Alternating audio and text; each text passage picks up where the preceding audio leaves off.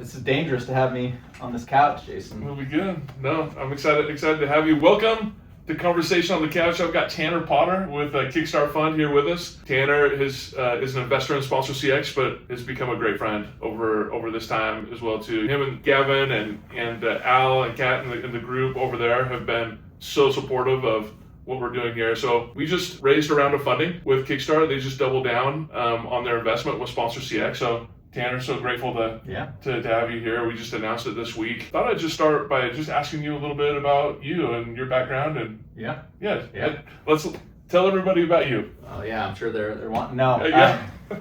And I'm still waiting for the fly fishing invite. I guess that's how you get from that's right. Acquaintance level friends. You earned it. You earned it. Yeah, I earned it. Yeah, my background, so I'm from Farmington, Utah. So from here, went to BYU, big Coug fan. Yes. So that's probably why we get along so well. Yeah, that is. And Jazz, number 2 pick was big there. That's right, number 2. Out of undergrad, I worked at Vivint, so actually just right over here, coming down here is nice. Like memory lane. Yeah, they're literally I'm looking at the innovation center. Yep. And I started out internal sort of consulting operations, just helping scale the company.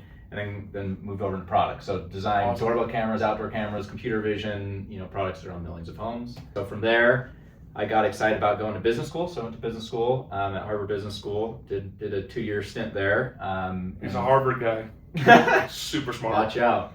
Yeah. I did a little stint at Nike. So awesome. love sports and spent a summer there. It was too cloudy for the liking of myself and my wife. That's where I grew up. I grew up in Portland. So yeah, I can understand. Yeah, we're sun worshipers, so we wanted to make our way back here. And so I was really excited about the startup scene in Utah. I was looking at joining a startup or joining a venture fund, and I got myself reacquainted with the Kickstart crew, and that's how I ended up back here. Awesome. That's great. Thanks for that background. And Kickstart is one of the largest funds here in Utah. You guys invest in so many companies. You drive up and down the interstate here and you're invested in most of the logos that are on the buildings around here. Tell us a little bit about what Kickstart looks at when we're looking at investing. Yeah, so for Kickstart, our thesis was before it was called Silicon Slopes or had any other sort of moniker. There was this belief that there would be incredible founders in the region that are overlooked, that people are like from the Bay or Boston or New York, they're going to look and think, what is a Utah founder going to do, or a Colorado founder? And so it was actually Gavin in 2008 during a recession out of a trailer in New Mexico started Kickstart with that thesis. And so I would say nothing's changed there. We're still like, hey, we're betting on gritty, visionary founders in the Mountain West. So really that's Utah and Colorado, and we're backing them early. So pre-seed, seed, where,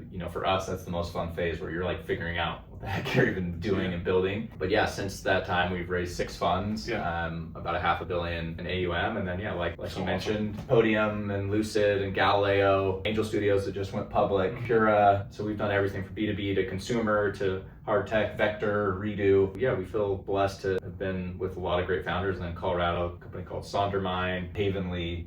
So we've been a part of a lot of incredible stories. You guys have, man. There's so many cool stories, and I was grateful you invited me to some Kickstart meetings and listen to some of the founders tell their stories. It's pretty awesome. To hear their stories. Now, a couple years ago, we met. Right, and I came in and got connected up and pitched the Sponsor CX vision and story. What got you excited about coming in? If I remember right, that was actually the first time.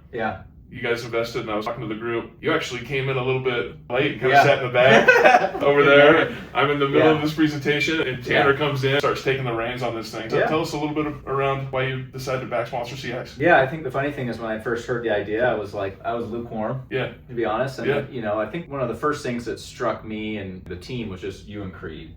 So any time that we've been successful in this business, it's you backed people who, I mentioned, are gritty, visionary, or obsessive. As we learned your background at the Jazz, Mountain America, IMG, and all IMG. So you're like, this guy is obsessive, offensive lineman, every yard is earned, right? That's right. And then Creed, also playing collegiate sports, like MIT, super smart, worked at multiple startups. Like, hey, these people could do something really interesting here. And we felt like the sports and entertainment space were kind of a little bit overlooked. Fast forward 3 years later, and sports and entertainment is really hot. And I think our thesis was there's sort of a barbell happening where in-person is going to become more important over time and digital has become more important, and everything in between kind of gets left behind. And I think we're seeing that with AI, where it's either super digital first or digital mixed in, but we saw events and sports, rodeos, anything there as becoming it's so super vast, important. it's huge. Yeah, But, and so I think the first question I asked was like, yeah, you're selling to the platform, the teams, like why don't we sell to brands buying these sponsorships? And that was already part of your roadmap. So saw that like, hey, if we start brands, platforms, leagues, and build this super valuable data set, enable these AI experiences, like there's going to be something here. Yeah, there's all these different sectors of sponsorship, and it's the data that becomes really valuable, which that's when you get into the AI piece. And I know that was one of the biggest reasons why we brought on this investment as well too, is we want to be the leaders in AI when it comes to sponsorship. But any thoughts around your excitement around the AI piece? Yeah, I think specifically verticalized AI, where it requires a lot of industry knowledge, experience, and know-how paired with AI is really interesting. And so like SponsorCX is a perfect example of that. We have the data, we have the relationships, we have the ambition to go really help an industry get much more efficient, create, augment, and make heroes of sponsorship and fulfillment, operations, data teams. I think about like the offensive lineman and use a perfect metaphor. You're clearing the path for these teams. Like that's what SponsorCX is doing for the teams. You're going and pancake, the linebackers, so they just have to beat the safety to go. So that's what we saw is like, hey, if you combine this vertical expertise, this data and AI, there's so much efficiency that can be gained, and then you're unlocking these teams and making your customers a hero, which is what every great company does, is they make their customers a hero. Yeah, awesome. Well, thank you so much. Thanks for taking time with us today. Yeah. And thank you for leading out in the investment. Obviously, we have so many great investors in this company, and you guys have been forward thinking and believing in our vision, what we've been able to accomplish, and it's been fun to have you on the ride. Yeah, it's been an honor. Awesome. Let's go get it done. Just get started. Thanks, Tanner. Yeah.